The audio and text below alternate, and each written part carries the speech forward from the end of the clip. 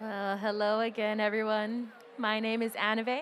I'm a naturalist here on staff up on the second floor of the exhibit. And if you're just joining us, you're all here at a great time. We are now being joined by a few of my friends from the animal care team, and they're getting started with our feeding and training session. These training sessions all start in the same way, with our otters positioning themselves at a part of the deck. Then, using a method called positive reinforcement, the trainers will be feeding our otters. They'll ask them to do certain behaviors, like our friends there in the middle who are just asked to climb out of the water onto the deck. If the otter does the correct behavior, they are rewarded or positively reinforced with some of their favorite tasty foods. On the menu today for our girls is a yummy 3-course meal of shrimp, squid, and clam. You'll see our trainers pulling the food out of those silver buckets, distributing it to the otter that they're working with.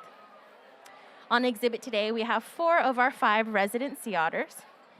The aquarium is home to 5 otters, all females who have been deemed non-releasable by the U.S. Department of Fish and Wildlife. On exhibit with us today, we have Kit, Ruby, Selka, and Ivy. A few tips to tell these girls apart would be to look at the color and pattern of their fur. Also looking at the size and the different ways they behave. So for example, Ivy, she is our blondest otter on exhibit. She's, I believe, hanging out nice and close to the deck right now. As far as telling our other 3 brunette otters apart, Ruby is the youngest. She's 7 years old, so she's a bit smaller than her other 2 brunette friends. Selka is our most chocolatey brown otter on exhibit, and Kit is our longest and largest otter. So we can see our otters are being asked a few different behaviors. Like I mentioned, using positive reinforcement, they're rewarded if they do the correct behavior. So you might be wondering what happens if the otter does a different behavior. Well, no worries, folks. Our trainers focus on the positive side of positive reinforcement and can shift gears, asking our otters to do a different behavior they might be more comfortable with. So we can see 2 of our girls have been asked to climb onto the deck. Using those targets, or those blue buoys you see our trainers holding, they're being guided to perform different actions and interact with the exhibit in new and different ways. The behaviors we ask our otters to do can range from animal care to enrichment. So these can be animal care behaviors like asking our otters perhaps to climb up onto the table you see there, or perhaps following the target, that buoy, with their nose, standing up on their hind legs, or moving around in a way that would allow our trainers to get a closer inspection of these otters, looking at their tummy, fur, and face to make sure that there's no abrasions or areas of concern. I also mentioned we might see them practicing enrichment behaviors. These keep our otters mentally and physically engaged. They can also promote the use of natural skills and behaviors. So for our otters, we might see them being asked to move around the exhibit in new and challenging ways. From the deck there, we might see them asked to be moved back into the water, perhaps to swim into the water spa you see on the far left, or to interact with a few different enrichment items you see here on exhibit. On the far right-hand side, you can see we have some car wash kelp.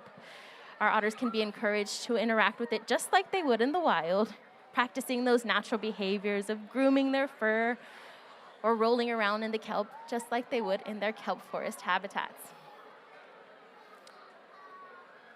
Sea otters consume invertebrates.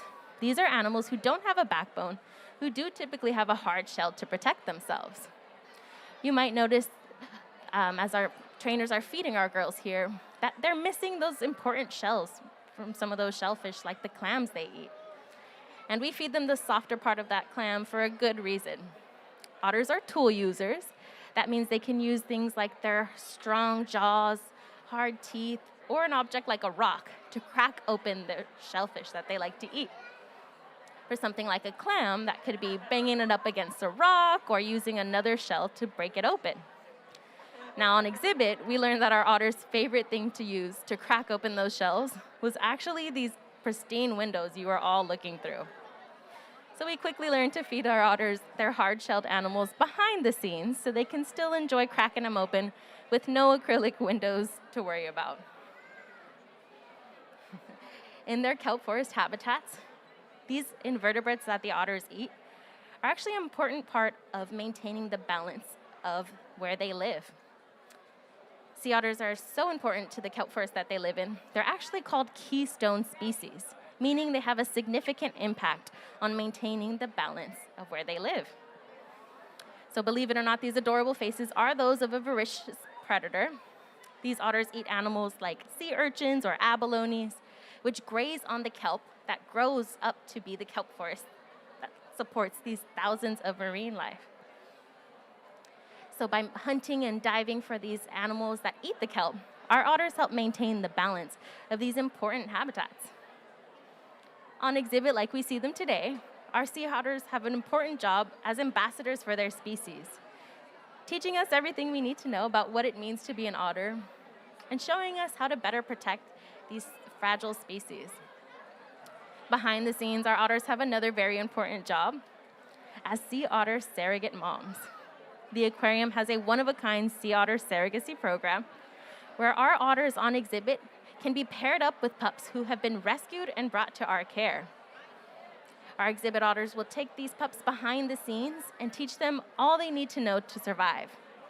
Eventually, these pups can be released back into the wild, showing how our exhibit otters here with that surrogacy program can have a direct contribution to the recovery of their wild counterparts. Now, if you'd like to learn more about that sea otter surrogacy program, I invite you to check out our auditorium program, Luna, a sea otter story. It's playing today at 2:30 in our auditorium. It's a sweet little 15-minute movie about an otter pup named Luna and her journey through that surrogacy program. With that being said, it does look like our trainers have wrapped up with the feeding, but keep an eye out for our otters. Perhaps they'll be diving down to the bottom, trying to retrieve one of those toys and bringing it up to the surface just like they would with their food in the wild. Another example of one of those enrichment activities. You might also see them rolling around, giving themselves a nice face scratch.